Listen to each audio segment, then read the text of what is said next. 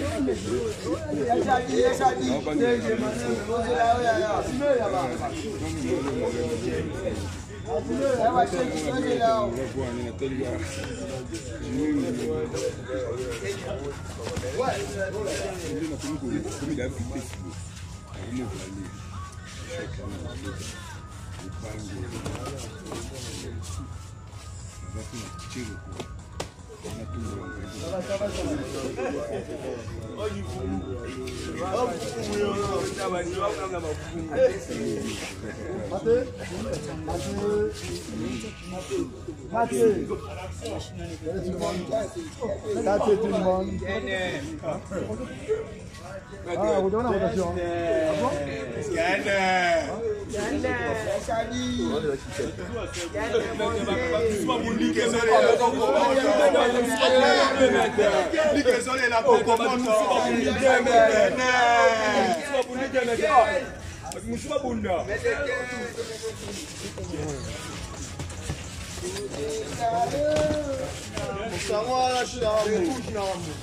Bende, quand j'ai raté la finale, la tannée aussi. Quand la tannée l'a raté, Bende, il a coaché aux élèves à vous. Pourquoi quand tu étais à Tani, et toi aussi, il y a aussi, attends, vous avez raté. Ok, une attention. Tiens, quand c'est ça, papa. Comment t'as dit qu'on est dans le show là, yo?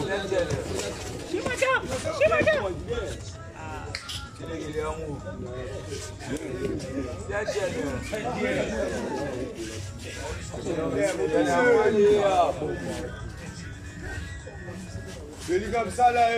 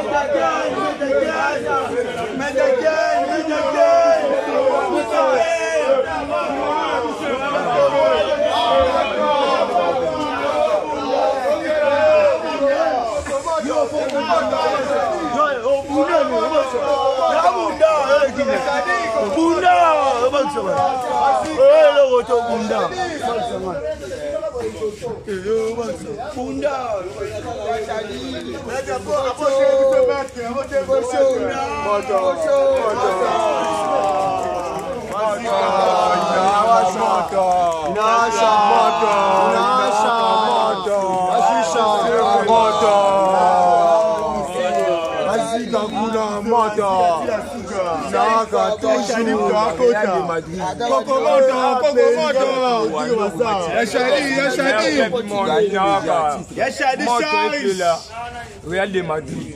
Ah, Bellingham, là, on dit, là, fini comme ça.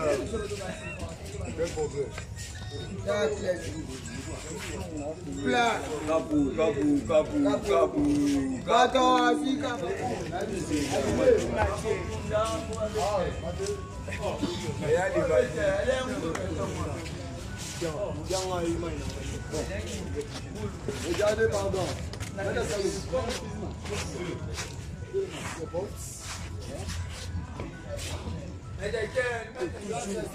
Donc, tu as la d'abord, maman, il y a un carrière de Madrid.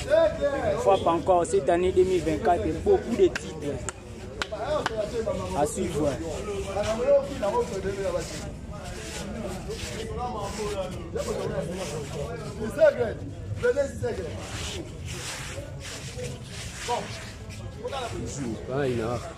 Il m'a bien été, il m'a fait chiner tout ça. On est là, toujours. Real de Madrid. Bon. Bon.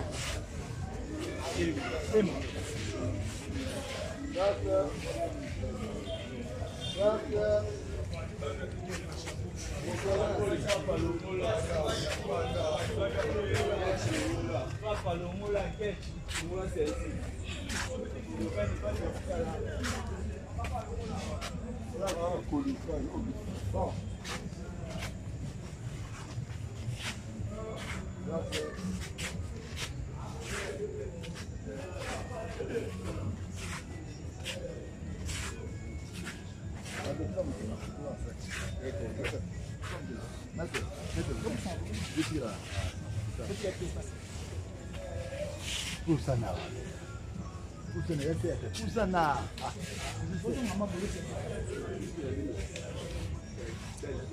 Oh, zonga boka zasek. Tu vois, tu es assis là.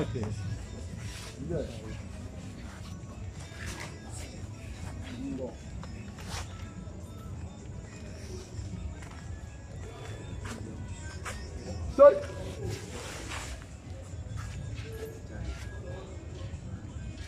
Oi. Gimana?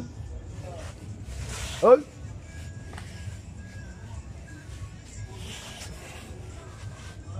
Oi. Va mettre. Comédie, c'est bon. Comédie, c'est bon, hein? Non, oui. Bon, va mettre. Outil, Allah. Venez par-ci, par-là. Nani, bola.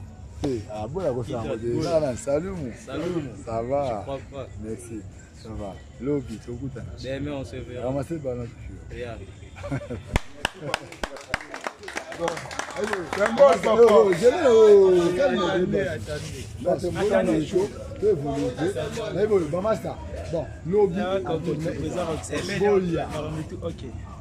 Bozala, tozala, to comme à la destination.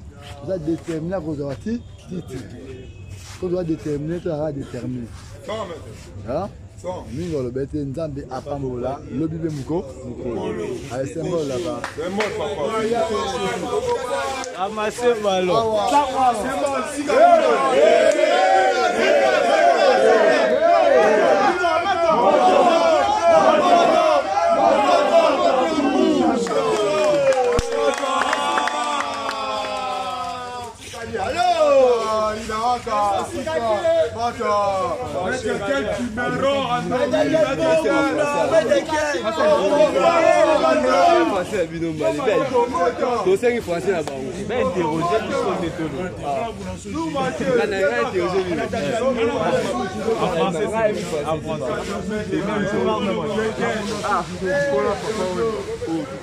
Ouais, salut maître. Hein? Ouais, salut. Ouais, déjà tout le monde a déroulement d'entraînement et commentaire nous ça là par rapport à l'évolution d'entraînement. Ouais, commentaire nous tout ça la ligne tout ça la commentaire te nous moto makasi moto tout travailler quand tout bosser tout peut ça mettre yo boire na biso ouais za ko na biso cher tout peut ça bâtir belé tout peut ça championnat tout peut ça ligue tout peut ça union sur le Sénégal. Donc entraînement les comment tout condé bozo mona. Et qui représente Inaoka pour toi? Ouais, bon Maître Ewa représente tout pour moi, donc tout pour le club, tout pour tout le monde, donc je sais pas. Donc on a évité à raconter mes bénéfices pour que ça ait la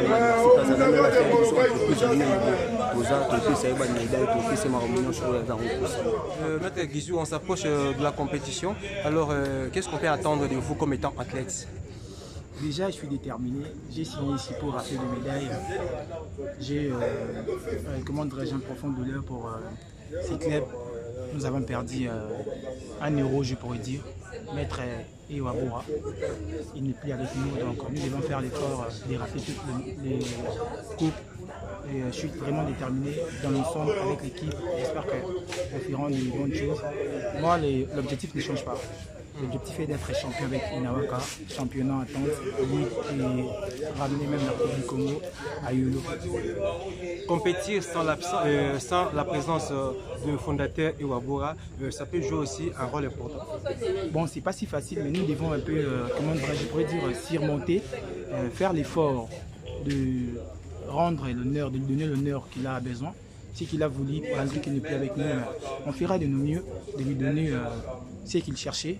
C'est juste, il doit être honoré. Hein. Moi, l'objectif que j'ai dit à mes potes, nous devons être tous déterminés pour rafler de médailles. C'est ce qui serait important et il sera à l'honneur ces jours en question. Vous avez fréquenté pas mal de clubs à Kinshasa et comment trouver l'initiative de Judo Club Inawaka? Si je suis ici parce qu'il y a eu de très belles initiatives, je me suis collé avec ces clubs, particulièrement avec le président Fabrice Roxal. Il m'a vraiment parlé du projet des clubs et après, je regardais mon passé, je regarde mon présent et le futur. Je vis qu'avec eux, ça va vraiment très bien marcher. Je suis vraiment fier de ces clubs avec les projets qui sont vraiment... Je suis sûr qu'on va vraiment bien avancer. Le fan club de Judo Club Inawaka vous traite comme vous considère comme étant le ticket gagnant de ces clubs. Quels sont les messages que vous allez passer à ces gens qui vous aiment tant? Justement, ils ne seront pas déçus du début jusqu'à la fin. Je vais donner le meilleur de moi. En même temps, on m'appelle déjà les grands Mokerengenze, donc Moutasepin Sarabat. Okay. Je suis content et je crois qu'ils seront encore fiers de moi. Merci maître. Merci. Inawaka moto, hein? Inawaka moto kuna donc. Moto toujours. Bonsoir maître Mbassou. Ouais, bonsoir. Ouais, déjà tu s'approcher déjà dans championnat et attente zo banda. Ba mourir judo bazilani ni fana. Ouais, bazilara ba ipona, bazilara ko sepela pour moto ga eza biso moto pour tous les clubs baebi. Des baebi d'amba soza kuna Griezmann Bola, tous les stars baebi, tous les stars ya Congo ya judo bazana na Inawaka. Ça veut dire ba bomba bongisa ba antibal ba nini po ba besa ba ninga mabe.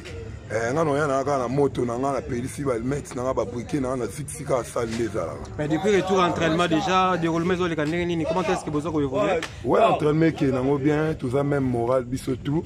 Ndewe ezala kaka tuesenga to ça nango tina suka to ça va ini to ça bien. Merci maître. Ouais.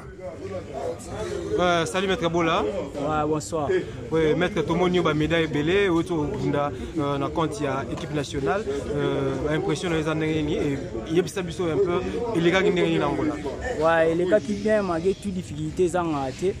Les gars qui bien pour ba combat to buni na ba guerrier après ba guerrier belé on va représenter ba pays na bango to buni na bango 2023 na dai champion d'Afrique médaille d'or 2024 na Napoli na finale na demi vice champion d'Afrique médaille d'argent donc ça te fait comment pour représenter le club Inawaka à niveau sur le plan international?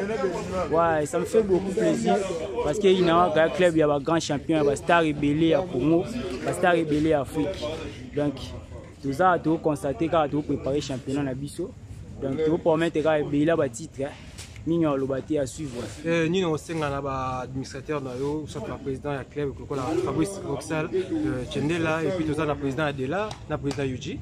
Ouais, premièrement, c'est mon président Fabrice Roxal a les matés pour motiver toujours le club. Donc il ira de l'avant, donc pour permettre que je belé à Kitoko, titre belé, donc victoire belé. Allez maté, en tant que ni bendele ninga na koyate. Absence à mettre au joueur rôle pour la compétition.